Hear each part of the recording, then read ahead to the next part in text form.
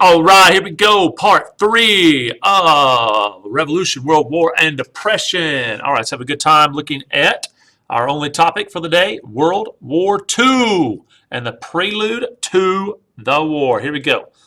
The fragmented political order that was the legacy of World War I, combined with the economic distress of the Great Depression, created the second global conflicts of the, there you go, 20th century. Okay, new word for you, fascist. Fascist governments, all right, which basically, it's real simple term definition here.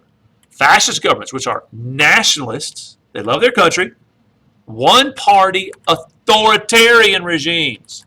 You have an authoritarian leader. Everybody's basically made or has to act like they love their country, like they have nationalism. This arose in Germany, Italy, and other places. The Nationalist Socialist, what's that party in Germany? The Nazi Party of Adolf Hitler sought to redress the humiliation Germany had suffered in the Treaty of, what's that treaty? Versailles, and to expand German territory.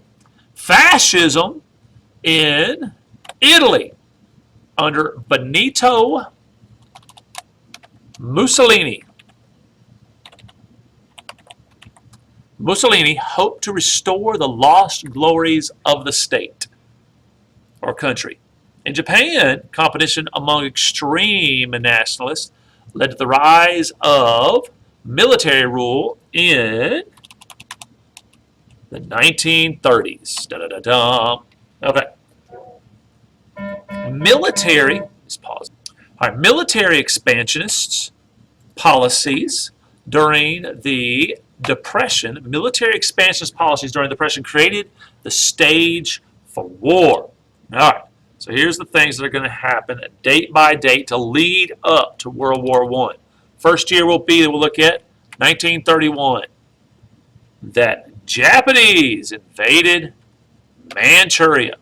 The goal was to create a buffer zone between the Soviet Union and the Japanese, and to make Manchuria's coal and iron deposits available to the two resource for Japan. All right, number 2.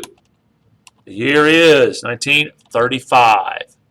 Hitler began to rearm Germany. He was elected in 33, started the Holocaust from a small level, and then in 35 he began to rearm Germany, even though he wasn't supposed to, according to the Treaty of Versailles. Number 3, 1935. Mussolini, he will invade the African country of Ethiopia. Ethiopia. All right, now the year, number 4 here, 1936. Whoa. 1939. The Spanish Civil War brought into power the fascist regime of Francisco Franco. The Spanish Civil War served as a dress rehearsal for World War II, as Germany and Italy aided Franco, while the Soviet Union sent supplies and advisors to his Republican opponents. All right. Pablo, what's his name? The artist, Picasso, expressed his view of the horrors of the Spanish Civil War in his painting. It's called, and I'll show it to you when this is over. The name of this painting is the Guernica. Okay. Number 5, the lead up to the war. It is 1937. Okay, 1937, the Japanese invaded. Who are they going to invade? Who's their number 1 enemy? China, whose opposition was a threat to their presence in Manchuria. The event signaled the beginning of World War II in Asia. Japan invading China. All right, number 6. We have 1938. Okay, Hitler proclaimed, check out this word, he proclaimed, the name of it is AUSCHELESS, Auschluss, or the unification of Austria with Germany. All right, number 7. Year is 1938. Hitler annexed the Sudetenland. That means he just took it, which is the German-speaking western portion of Czechoslovakia. So he just takes a piece of another country. In 1938 as to where we still are. All right. This is the year before it really officially starts in Europe. 1938, we have the Munich, check this out, conference. Look what happens here.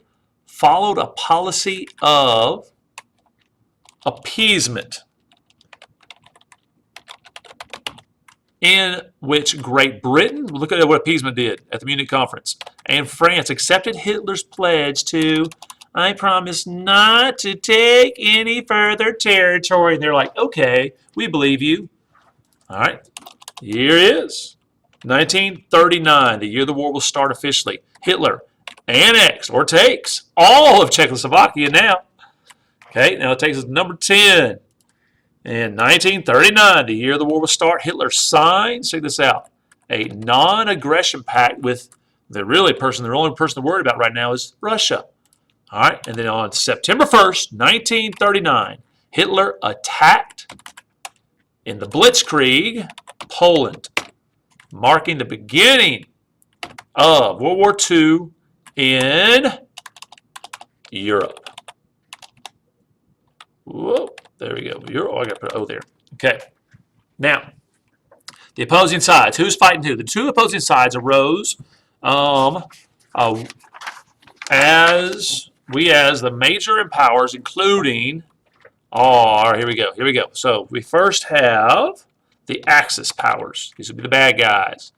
You have Germany, Italy, and the guys that attack us, Japan. Then we have the good guys, the team we're on, the Allied powers, which are Great Britain, very similar to World War I, Great Britain, France, and the Soviet Union. Okay, here's the course of the war.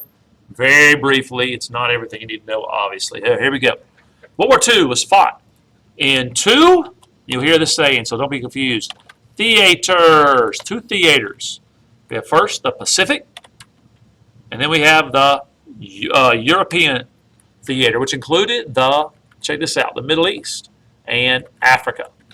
In an effort to control what's the big thing in the Middle East? Oil reserves in Southeast Asia, Japan seized Indochina from France.